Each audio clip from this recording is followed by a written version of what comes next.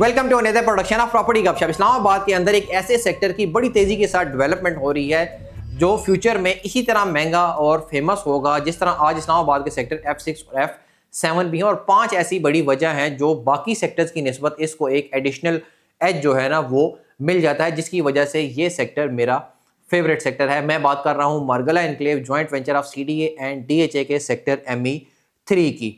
सबसे पहले मैं आपको उसकी लोकेशन पर लेकर चलता हूं। इस वक्त स्क्रीन पर आपको गूगल इमेज को यूज़ करते हुए एनिमेशन जो है ना वो स्क्रीन पर नज़र आ रही होगी। आप पार्क रोड से जैसे ही जनाब बुलेवार्ड के ऊपर 300 फीट वाइड ग्रैंड एवेन्यू के ऊपर आप जब इंटर होते हैं, जो DHA रावलपिंडी इस्लामाबाद बल्कि प्राइवेट किसी भी सोसाइटी में इतनी बड़ी जो है ना वो एवेन्यू किसी भी सोसाइटी में किसी भी फेज़ में मौजूद नहीं है। इस एवेन्यू के ऊपर आप ट्रैवल करते हुए मार्गला एनक्लेव के ME2 को क्रॉस करें, लेक डिस्ट्रिक्ट को क्रॉस करते हैं, लेफ्ट साइड पर साथ ही जो है वो सेक्टर ME3 आता है, जो इस वक्त स्क्रीन पर आपको जो है ना वो पॉप अप होता हुआ नज़र आ रहा होगा। और इसके बिल्कुल लेफ्ट साइड पर ही बोटेनिकल गार्डन है।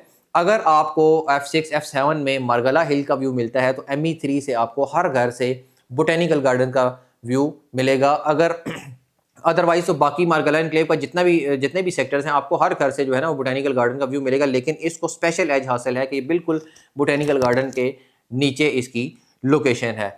दूसरे नंबर पर आते हैं वो ये कि आपको F7 F6 के करीब अगर आपको वहाँ पर ब्लू एरिया के high rise apartment high rise commercial जो है ना वो कमर्शियल हब मिलता है, तो यहाँ पर हमें लेक डिस्ट्रिक्ट मिलता है जिसमें आपको हाई राइज कमर्शियल, उसके बाद एक कमर्शियल बड़ा हब बनने जा रहा है, आपको अपार्टमेंट, आपको हर तरह की सहूलियात जो है ना जो इस वक्त ब्लू एरिया में है वो सेम सहूलियात आपको लेक डिस्ट्रिक्ट के अंदर भी मिल जाएंगी। उसके बाद आ जाते हैं तीसरे नंबर पर लैंड क्वालिटी की। आप DHA रावलपिंडी इस्लामाबाद के किसी फेज़ में भी चले जाएं, आपको वहाँ की अनइवन लैंड जो है ना वो आपको मिलेगी। आपको अब आप फेज़ 3 को देख लें, फेज़ 4 को देख लें, फेज़ 5 को देख लें, एक प्लॉट जो है ना वो इधर है, एक प्लॉट जो है ना वो नीचे होता है, एक प्लॉट ऊपर होगा। आपको वहाँ पर एडिशनल कंस्ट्रक्शन कॉस्ट आती है, आपको रिटेनिंग वॉल बनानी पड़ सकती है। आपको बाज़ औक़ात ऐसा होता है कि आप बंदा लेवल प्लॉट देख के लेता है, जब एक्सवेशन होती है तो उन लोगों का तासुर देखने वाला होता है कि आपको जब नीचे पाइलिंग करनी पड़ सकती है। लेकिन ME3 की लैंड 100% जो है ना वो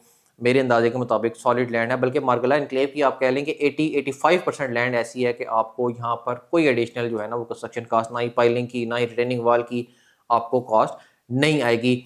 इस वक्त स्क्रीन पर जो है ना वो डिफरेंट एंगल्स जो है ना मार्गला एनक्लेव के ME3 के एंगल जो है ना वो आपको स्क्रीन पर नज़र आ रहे होंगे। आपको लैंड उसकी जो है ना वो भी नज़र आ रही होगी। उसके बाद आ जाते हैं लेआउट प्लान की। लेआउट प्लान, इस तरह का layout plan DHA Rawalpindi Islamabad के किसी फेज़ का भी नहीं है। आप कह लें कि खूबसूरत तरीन जो है ना वो स्ट्रीट्स इसमें डिज़ाइन की गई हैं। और स्ट्रीट के साथ साथ यहीं पे ऐड करता चलूँ कि लिमिटेड जो है ना वो आप कह लें एक स्ट्रीट में घरों की कम्युनिटी मिलती है। आप कह लें मेरे ख्याल से सबसे ज़्यादा घर किसी गली में होंगे तो वो 46 या 49 घर जो है ना वो एक गली में होंगे। बाकी एवरेज जो है ना वो तकरीबन 28 से 30-35 घर जो है ना वो एक गली में मिलते हैं, मतलब कि छोटी गलियां मिलती हैं। अदरवाइज अगर आप बाकी फेजेज में चले जाएं, चाहे फेज़ 4 में जाएं या फेज़ 5 में जाएं, आपको 100 के करीब घर एक एक गली में आपको मिलते हैं। उसके अलावा अगर ये नक्शा इसको मैं किसी को ना बताऊं कि ये ME3 का नक्शा है, DHA रावलपिंडी इस्लामाबाद का नक्शा है, तो अगर ये सेम DHA लाहौर मुल्तान जिस तरह की जो कि बिल्कुल प्लेन गलियां होती हैं उन गलियों का ये जो है ना वो नक्शा लगता है। बाकी आप बेशक ME1 में चले जाएं, 2 में चले जाएं, आपको कर्वी स्ट्रीट्स मिलती हैं, लेकिन यहाँ पे आपको बिल्कुल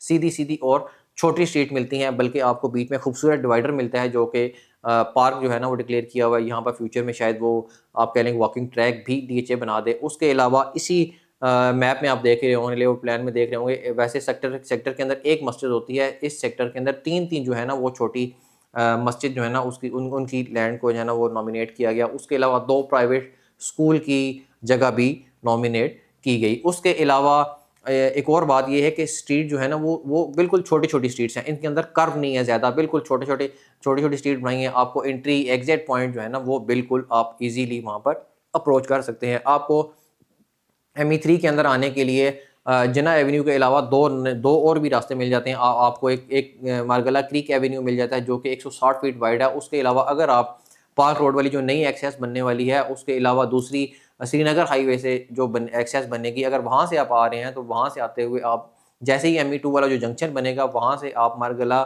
इनक्लेव एवेन्यू जो बिल्कुल बोटेनिकल गार्डन के नीचे चल रही है वहाँ से होते हुए, वो भी 160 फीट वाइड है, वहाँ से होते हुए भी आप डायरेक्टली ME3 सेक्टर के अंदर आ सकते हैं। इंशाल्लाह आपके लिए ऐसी इन्फॉर्मेटिव वीडियोस हम बनाते रहेंगे। हमारे चैनल को सब्सक्राइब करें। Thank you very much.